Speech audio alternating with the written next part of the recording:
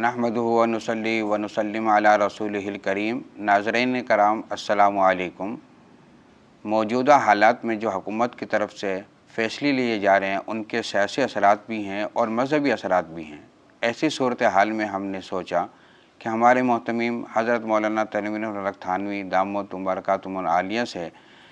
چند سوالات کیے جائیں، کیونکہ آپ سینٹ کے ممبر بھی رہ چکے ہیں اور مذہبی شخصیت تو آپ کی کسی تعریف کے محتاج نہیں ہے۔ تو آئیے ہم سوالات کرتے ہیں اور ان کے جوابات سے مستفید ہوتے ہیں۔ مولانا صاحب، میرا پہلا سوال آپ سے یہ ہے، حکومت کا موجودہ حالات کے تناظر میں جو تراویح اور نماز پنجگانہ اور جمعے کے اجتماعات کے معاملے میں جو 20 نکاتی فیصلہ آیا ہے، اس پر آپ کی کیا رائے ہے؟ ذرا اس پر آپ روشنی ڈالیں۔ جی، آپ کا سوال جو پہلا سوال ہے، صدر پاکستان کے ساتھ جو علماء تمام مکاتب فکر کے علماء کا اجلاس ہوا اور اس میں بیٹھ کے لائحہ عمل طے ہوا، جس کو 20 نکاتی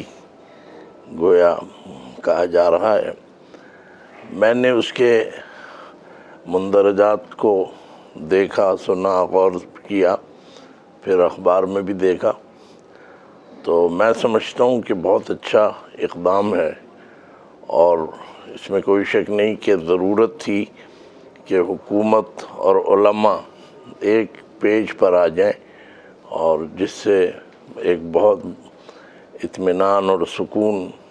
کا گویا عوام کو فائدہ حاصل ہوا ہے، اور ہر پہلو سے ہم یعنی میں سمجھتا ہوں کہ یہ ایک لائق تحسین گویا صورتحال ہے جو اسلام آباد میں طے پائی، اور دعا ہے کہ اللہ تعالیٰ ان چیزوں پر عمل کی ہمیں توفیق بھی عطا فرمائے، عوام کو بھی۔ تو میں نے تو 23 مارچ 2020 کو ایک ٹی وی چینل پر یہ بات کہی تھی کہ علماء جو ہمارے ماشاءاللہ شہرت کے حامل ہیں، ان علماء کو چاہیے کہ وہ بیٹھیں اور بیٹھ کے کوئی پالیسی بیان دیں۔ تو بہرحال میں اس کی ضرورت سمجھتا تھا۔ الحمدللہ کہ ایک آدھ دن کے بعد ہی علماء بیٹھے اور بات چیت ہوئی اور سب کچھ ہوا، لیکن میں ظاہر ہے کہ جو ایک بیماری، جو ایک وبا، عالمی وبا ہے، پہلے تو ہمیں بھی اس کا یقین نہیں تھا،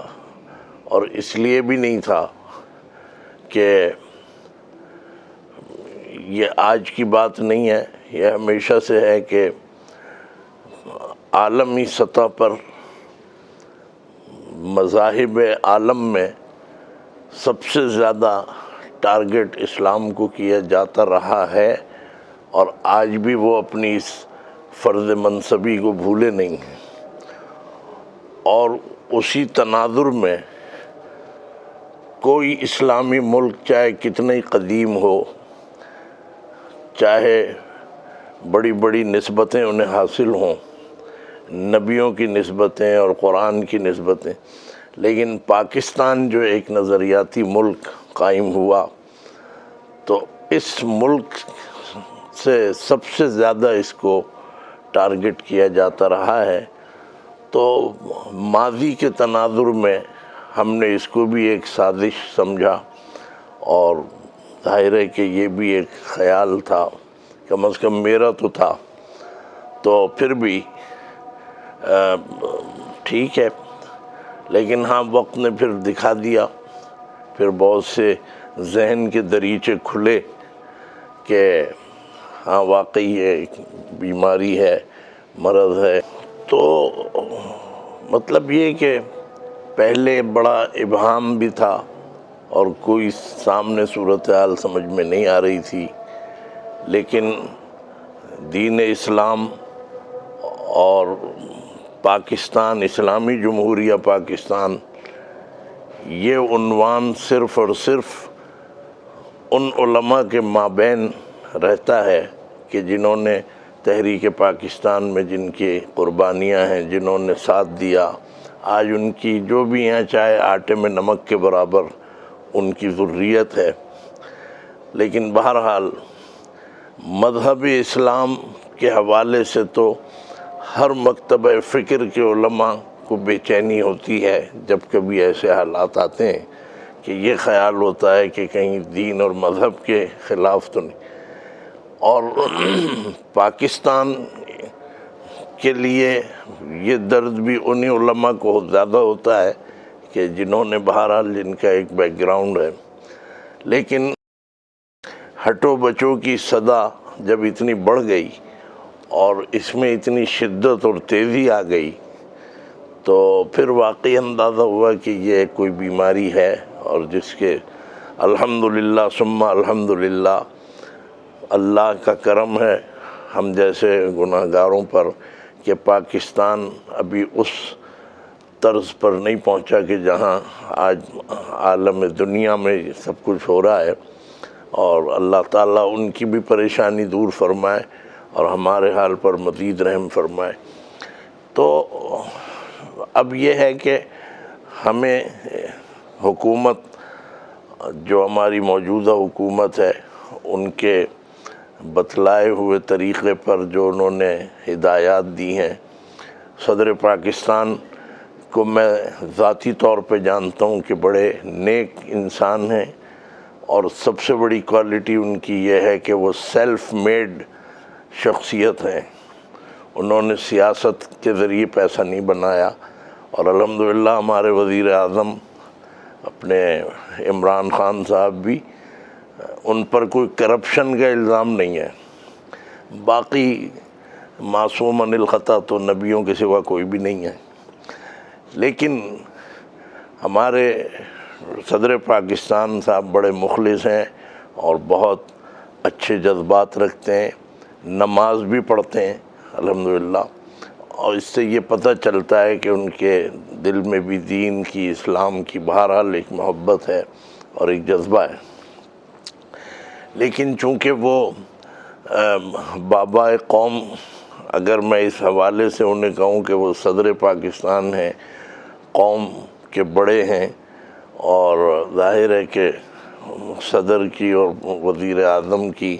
اور chief of the army staff بھی اس میں شامل ہیں، یہ پورے ملک کے اوپر ان کی نظر ہوتی ہے اور ہونی چاہیے، اور الحمدللہ ہے بھی، میں سمجھتا ہوں۔ لیکن میں ایک چیز کی طرف ضرور اشارہ کروں گا، اللہ نہ کرے جو ایسا ہو جو میرے دماغ میں آئی ہے، اور ویسے ہی نہیں آ گئی، ایک تسلسل ہے اگر دیکھا جائے پچھلے 50-60 سال سے، کہ پاکستان میں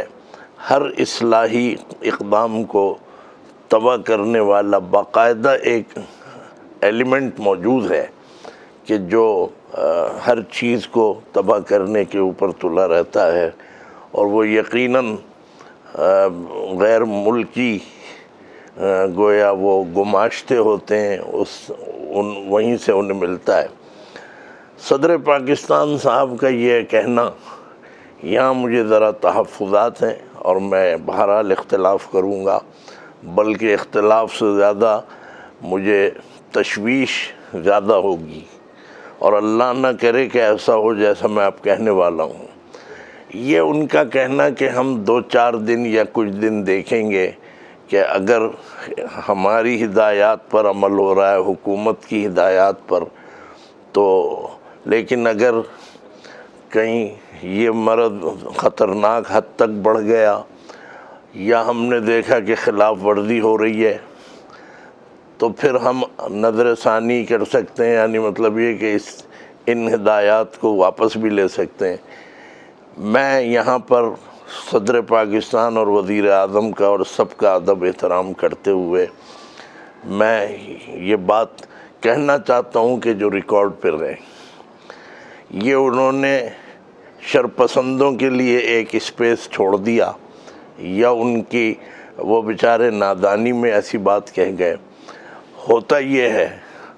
کہ مسجدوں میں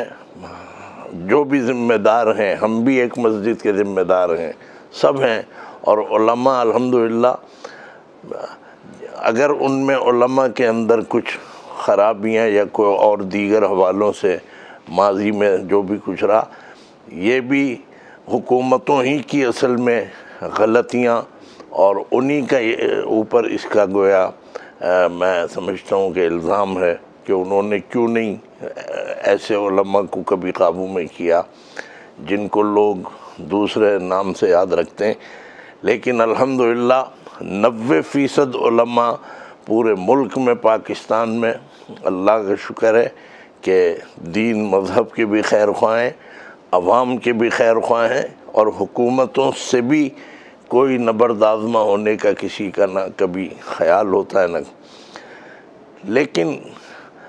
ہم تو اپنی مسجد میں حکومت کی ہدایات کو نافذ کر دیں، ان پر عمل کرائیں، لیکن کیا یہ ممکن نہیں ہے کہ ایک ایلیمنٹ جس کا کام صورتحال کو بگاڑنا ہے، وہ اگر نمازیوں کی شکل بنا کے اور ٹوپیاں سر پہ رکھ کے وہ آئیں اور آ کے بے قاعدگیاں دکھائیں، اور دیکھنے والے کہیں کہ صاحب اس میں تو عمل ہی نہیں ہو رہا، یہ رپورٹ اور یہ ویڈیو بنا کے بھیج دی جائے،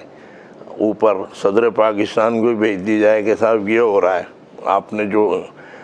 چھوٹ دی تھی، آپ نے جو ریلیف دیا تھا، یہ ہو رہا ہے مسجدوں میں، یہ ہو سکتا ہے۔ اس سے صرف نظر میں تو نہیں کر سکتا، کم از کم، اور کوئی کر لے تو کر لے۔ دوسرا یہ ہے، یہ کہنا کہ اگر خطرناک حد تک بڑھ گیا تو اس کا کیا مطلب، یہ کہ میکینزم کیا ہے، کون ہے جو اس کی خبر دیں گے اور خبر صادق دیں گے کہ صاحب یہ تو بڑھ گیا، یہ جو صدر صاحب نے جو سہولتیں دی تھیں اس سے، حکومت نے جو سہولت دی تھی اس سے تو یہ بڑھ گئے، اور لہذا واپس چلیں، بیک ٹو دا پویلین ہو جائیں۔ تو ایمانداری کی بات یہ ہے، اللہ تعالی ہمیں سب کو محفوظ رکھے، پیسہ سب کو عزیز ہے، ہر شعبہ زندگی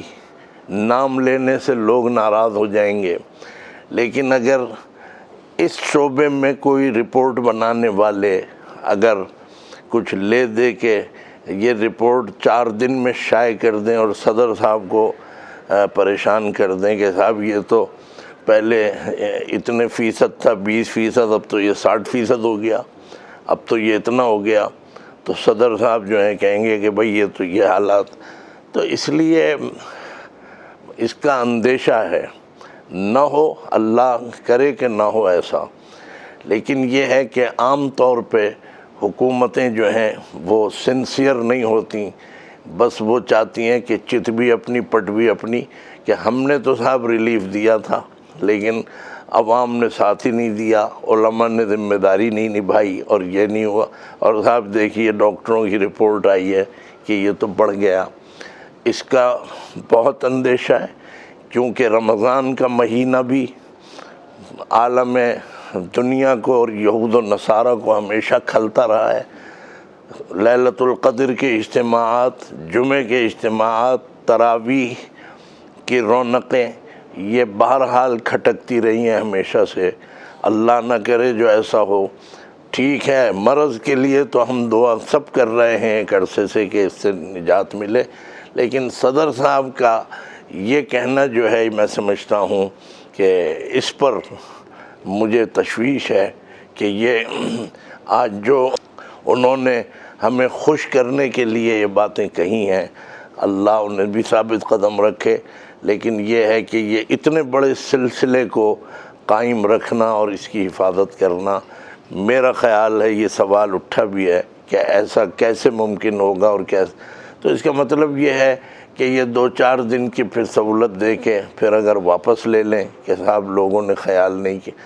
تو فائدہ کچھ بھی نہیں ہوا۔ وہ 20 نکاتی جو بھی کچھ طے ہوا ہے وہ سارا کا سارا جو ہے بیکار ہو جائے گا۔ تو یہ میرا ایک خدشہ ہے، اور میں حق بجانب ہوں، میں حق رکھتا ہوں کہ میں اس سے بھی آگاہ کروں، یہ پہلو بھی سامنے رہنا چاہیے۔ اب کوئی سمجھے جی آپ کی تو کالی زبان ہے، تو کالی زبانیں تو یہاں پہ چلی آ رہی ہیں ہر شعبہ زندگی میں، سیاست میں بھی اور مذہب میں بھی ہر جگہ کالی زبانیں چل رہی ہیں، تو یہ ایک چیز ہے۔ باقی یہ کہ یہ اقدام بڑا اچھا ہے، میں اس کی حمایت اور تائید کرتا ہوں۔ مولانا صاحب، میرا دوسرا سوال یہ ہے، اس فیصلے کی روشنی میں عوام کے لیے آپ کیا ہدایت دیتے ہیں؟ میں بالکل عوام سے کہوں گا، اللہ کرے کہ میری بات کو وہ مان لیں۔ ویسے تو مجھ سے بڑے بڑے بزرگ اور علماء اس وقت منصہ شہود پر آئے ہوئے ہیں اور منظر عام پر ہیں۔ عوام کو چاہیے کہ علماء، جو جید علماء اور سرکردہ علماء تشریف رکھتے تھے اور جو نے بڑی باتیں ہدایات دے رہے ہیں، ان کو پوری طرح سے اس پر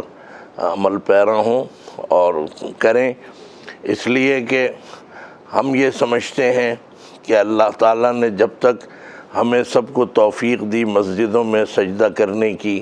اور سہولتیں بھی دیں سب، لیکن اگر آج حالات ایسے ہو گئے ہیں، آج واقعی بیماری اور وبا آ گئی ہے، تو ہم اس دین سے تعلق رکھتے ہیں۔ حضرت مولانا اشرف علی تھانوی رحمۃ اللہ علیہ نے فرمایا کہ دین اسلام کا ایک نام ہے نعمت۔ الیوم اکملت لکم دینکم واتممت علیکم نعمتی، کہ میں نے اپنی نعمت تمام کر دی۔ تو حضرت تھانوی نے فرمایا کہ اس کا نام نعمت اس لیے ہے کہ عمل کے اوپر تو اجر ملتا ہی ہے، اگر عمل نہ ہو، حسرت عمل رہ جائے کہ حسرت تھی عمل نہیں کر سکے، تو اللہ تعالیٰ اس دین کی نعمت ہونے کی وجہ سے حسرت عمل کے اوپر بھی پورا اجر عطا فرماتے ہیں۔ تو میں عوام سے کہوں گا کہ آپ ان باتوں سے پریشان نہ ہوں، جہاں تک آپ ممکن ہو سکے ان پابندیوں کو اور ان ہدایات کو آپ اپنی عملی زندگی میں لائیں، نمازوں میں، تراویح میں، عبادات میں، ہر چیز میں۔ تو میں سمجھتا ہوں کہ عوام کو چاہیے کہ وہ اس کو گویا اللہ کی طرف سے یہ گویا اس کو منسوب کر کے بھئی یہ سب من جانب اللہ ہمارے لیے حالات ہوئے ہیں، تو اس میں اگر وہ ایک عارضی مدت کے لیے اپنے آپ کو اس میں روک لیں اور جذباتی نہ ہوں اور کہیں مشتعل نہ ہوں، کہیں کوئی ایسا، تو میں سمجھتا ہوں کہ عوام کو چاہیے۔ باقی یہ ہے کہ ہمارا تعلق چونکہ دینی اور مذہبی ہے، تو ہم مسجدوں اور مدرسوں اور ان کے حوالے سے بات کر سکتے ہیں، لیکن عوام کی وہ بے چینی بھی دیکھنی چاہیے کہ جس طرح وہ بیچارے پریشان ہیں مارکیٹوں میں اور بازاروں میں اور دکانوں میں، ان حوالوں سے جو عوام پریشان ہے، یہ ایسی چیز ہے، حدیث میں آتا ہے اللہ تعالیٰ ہمیں محفوظ فرمائے، شاید اسی طرف ہم جا رہے ہیں۔ حدیث میں آتا ہے کہ کاد الفقر ان یکون کفرا او کما قال صلی اللہ علیہ وسلم، کہ فقر و فاقے سے پناہ مانگتے رہنا، یہ ہمارے سرکار دو عالم صلی اللہ علیہ وسلم نے 1450 سال پہلے فرمایا، 1400 سال پہلے فرمایا کہ فقر و فاقہ وہ چیز ہے کہ اندیشہ ہے کہ یہ کفر کی حدوں میں ہمیں داخل نہ کر دے۔ تو میرا خیال ہے کہ انشاءاللہ عوام جو ہیں اتنے مضبوط ہیں اپنے ایمان کے حوالے سے کہ کفر میں تو داخل نہیں ہوں گے، اللہ نہ کرے کہ وہ اس میں نہ جائیں، لیکن اس کے علاوہ جو کچھ ہو سکے گا اس کی کوئی ضمانت نہیں دی جا سکتی۔ حکومت کو چاہیے کہ اس پہلو پر زیادہ زور دے اور یہ دینی اور مذہبی حوالوں سے وہ اتنی زیادہ اپنی وہ کارکردگی نہ دکھائیں۔ الحمدللہ اللہ کے گھر میں بہرحال انشاءاللہ فائدہ ہی ہوگا۔ تو عوام سے میں کہوں گا کہ وہ پرامن اور پرسکون رہ کر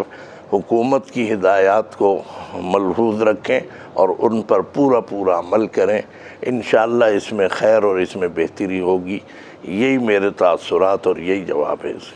مولانا صاحب، میں آپ سے ایک اور سوال کرنا چاہتا ہوں۔ یوں تو تاریخ کو آپ بہت اچھی طرح جانتے ہیں، ان حالات میں اور آج بھی موجودہ حالات میں یہ مشاہدہ کیا گیا ہے کہ جب بھی علماء کرام نے کوئی بہتر کام سر انجام دیے تو علماء کرام ہی میں سے چند علماء نے اس کا وزن کم کرنے کے درپے ہوئے ہیں۔ یہ بہت اہم سوال آپ نے کیا ہے، اور میں سمجھتا ہوں کہ یہ اس سوال کا جواب دینے والے تو ماشاءاللہ مجھ سے بھی زیادہ اچھی صلاحیت کے حضرات موجود ہیں، لیکن میں بھی اس چیز کو بڑی ہمیشہ سے گویا ایک مطلب یہ کہ قلبی تکلیف کے ساتھ ہمیشہ اس کو دیکھتا رہا ہوں اور اس کو محسوس کرتا ہوں کہ بہرحال اس میں کوئی شک نہیں کہ ہم دین کے ترجمان ہیں، اللہ نے ہمیں دین کا علم سکھایا ہے اور ترجمان ہیں ہم الحمدللہ، لیکن عوام کبھی کبھی دین کا ٹھیکیدار کہہ دیتے ہیں، تو یہ تو کوئی نئی بات نہیں ہے۔ کوئی وکالت کا ٹھیکیدار بنا ہوا ہے تو کوئی سیاست کا، کوئی جمہوریت کا ٹھیکیدار بنا ہوا ہے، تو یہ ٹھیکیداری تو ہر جگہ چلتی ہے، لیکن الحمدللہ دین مذہب میں ٹھیکیداری سسٹم نہیں ہے، الحمدللہ ہم ترجمان ہیں۔ یہ سوال جو آپ نے کیا ہے، میں نے اس مرتبہ بھی دیکھا کہ ایک جمہور علماء اور تمام مکاتب فکر کے علماء جنہوں نے قوم کی رہنمائی کی، جنہوں نے کچھ مطالبے کیے مسجدوں سے متعلق، نمازوں سے متعلق، اور صاحب اب رمضان آ رہا ہے تو ایک اچھی بات ہے، مطلب یہ کہ یہ کوئی جارحانہ انداز نہیں ہے دین اور مذہب کے حوالے سے۔ عوام، یہ تو علماء ہیں، اگر عوام کے ہاتھ میں یہ چیز دے دی جائے تو یہ تو پھر پتہ نہیں کیا صورتحال بنے، علماء تو پھر سنبھال لیتے ہیں۔ تو انہوں نے، علماء نے بہرحال جو بھی مشورے فیصلے کیے، اچھے فیصلے کیے، میں تو انہیں سراہتا ہوں۔ اور لیکن ایک طبقہ جو ہمیشہ سے منظر عام پر رہا ہے کہ جو حکومتوں کی خوشنودی اور حکومتوں کی وہ جو ہے بس ہر التفات اور ان کے طرف سے جو مفادات انہیں ملنے کی توقع ہوتی ہے یا مفادات مل رہے ہوتے ہیں، اس کے تناظر میں وہ لوگ یقیناً اس قسم کی بات کرتے ہیں، اور اس مرتبہ بھی کی ہے۔ اگر 2-3 دن 4 دن کے اخبارات اٹھا کے دیکھ لیا جائے تو یہ بڑی افسوسناک بات ہے، اور یہ ہمیشہ سے یہ ریت چلی آ رہی ہے جب سے ہم نے بھی ہوش سنبھالا ہے اس ملک میں۔ تو یہ حضرت مولانا اشرف علی تھانوی رحمۃ اللہ علیہ نے پاکستان تو نہیں دیکھا، لیکن تحریک پاکستان کی انہوں نے حمایت فرمائی تھی اور کی تھی، اور ان کے تمام خلفاء بھی اس میں شامل تھے۔ لیکن اس وقت انہوں نے غیر منقسم ہندوستان میں ایک بات فرمائی تھی جو حکیمانہ اور دانشمندانہ ان کی بات تھی، کوئی شریعت اور قرآن حدیث کے اس میں تناظر میں نہیں تھی۔ انہوں نے فرمایا اس زمانے کے حالات کو دیکھتے ہوئے، یہ ان کا مشہور جملہ ہمیں اپنے بڑوں سے، اپنے والد سے سننے کو ملا، فرمایا کہ بر صغیر ہندوستان میں مطلب یہ کہ انگریز بھی رہتا ہے اور مسلمان بھی اور ہندو بھی، تو فرمایا کہ انگریز کے 2 دشمن ہندو اور مسلمان، اور ہندو کے 2 دشمن انگریز اور مسلمان، اور مسلمان کے 3 دشمن ہندو، انگریز اور خود مسلمان۔ تو یہ اس وقت سے یہ چیزیں چلی آ رہی ہیں کہ جب مسلمان اور کوئی بھی صحیح قدم اٹھاتے ہیں مسلمانوں میں سے تو یقیناً ان کی مخالفت مسلمانوں ہی کے اندر سے ہوتی ہے، اور ان کو تو اس حوالے سے حضرت نے فرمایا کہ مسلمان کا بڑا ایک امتحان ہے کہ وہ گویا دو دشمن تو اس کے تھے ہی اور ہیں، ایک اور بھی دشمن ہے جس کا مقابلہ ذرا سا مشکل سے ہوتا ہے۔ وہ خواجہ صاحب کا ایک شعر بھی میں اس کی مناسبت سے پڑھ دوں۔ فرمایا کہ شیطان و نفس دونوں ہیں دشمن تیرے مگر، شیطان و نفس دونوں ہیں دشمن تیرے مگر، دشمن وہ دور کا ہے یہ دشمن قریب کا۔ شیطان جو ہے وہ دور سے حملہ کرتا ہے اور نفس جو ہے ساتھ لگا ہوا ہے وہ قریب سے ہی حملہ کرتا ہے۔ تو مسلمان جب اپنے مسلمانوں کی مخالفت پر آ جائیں تو بہرحال وہ جو ایک ہے کہ